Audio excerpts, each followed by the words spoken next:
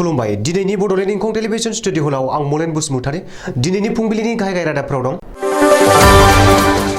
चिरांनि बामोनगाव गोजौ फरायसालियाव फरायसा आरो फोरोंगिरिफोरनि हालाय हाफाय बिफाना जेबो राहा लायाखै।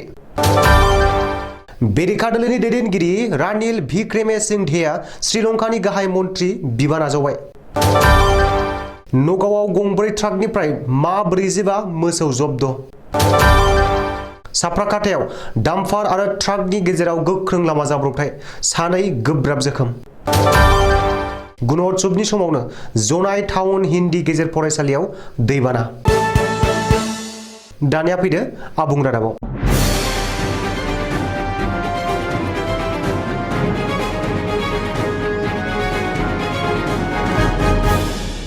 चिरां जिल्लानि बामोनगाव गोजौ फरायसालियाव शुक्रबारखालि खेरेब खेथेब अखा हानायनि जाहोनाव फरायसाफोरनि खथा आरो फोरोंगिरिफोरनि खथा मोनफ्रोमबो रुमावनो अखानि दैया हाबजोबनायाव फोरोंगिरि आरो गासैबो फरायसाफोरा हालाय हाफाय जानांदों।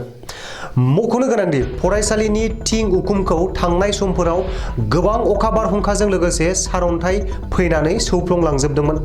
नाथाय अब्लाबो सोलोंथाइ बिफाना जेबो नांगौ बायदि दाजाबथायारि राहा लायाखै, जायनि थाखाय दिनै बेबायदि थासारि जानो मोनदों।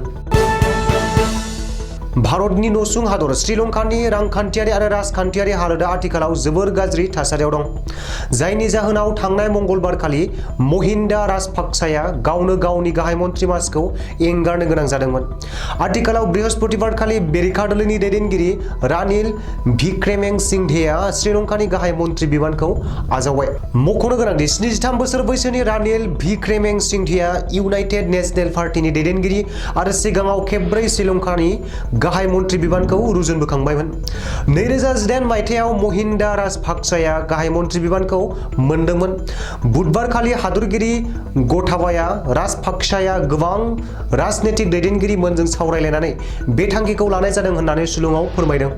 नोजोर होनो गोनांदि इउनाइटेड नेशनेल पार्टीआनो श्रीलंकानि बयनिख्रुइबो गोजामसिन राजनैतिक दोलो होनजायो।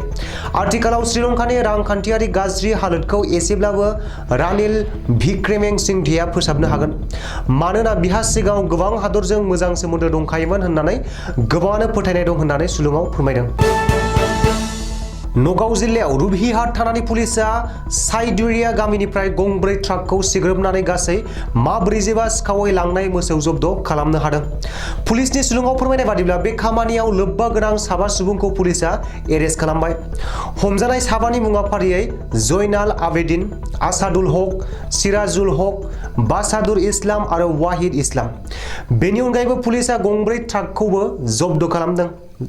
जब्द खालामजानाय ट्राकनि नम्बरा फारियै AS-02 CG 3803, AS-02 G6972, AS-06 E 3909 आरो AS-01 ED 8969 होननानै सुलुङाव फोरमायदों।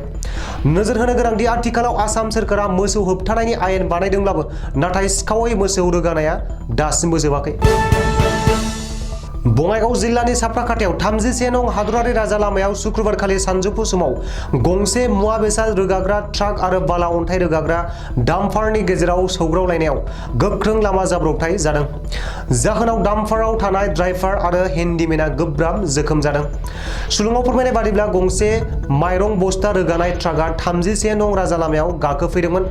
बे समावनो लामाजों फैबाय थानाय डाम्पारा हरखाबै ट्राकनि इन्जुराव सौदावफैयो, जाहोनाव ट्राकनि इन्जुरा बायग्रेबजोबो आरो डाम्पारनि इन्जिना गेरेबजोबो। ओजोंहाय डाम्पारनि ड्राइभार आरो हेन्डिमेनआ नारसेब जानानै सिंनिफ्राय ओंखारनो हायाखै। उनाव पुलिसआ JCB लाबोनानैसो 1 घन्टासो उनाव सानैखौबो खुनुरुखुम दिहुननो हादों। आथिखालाव सानैबो जोखोम जानायफोरा देहा फाहामसालियाव दैथायहरबाय होननानै मिथिहोदों। थाद'नाय गैयै गोबां अखा हानायनि जाहोनाव धेमाजि जिल्लानि जनाय टाउनाव हिन्दी गेजेर फरायसालियाव दै लोमनानै बाना जादों। सुलुङाव फोरमायनाय बादिब्ला बोसोरफ्रोमबो दैज्लां समाव बे फरायसालियाव बेबायदिनो दै लोमबाय थाखायो, नाथाय एबारनि बोसोराव एसे गिबियावनो दैबानाजों लोमग्रोदों। दिनैनि रादाबा एसेनोसै, गोजोन्थों।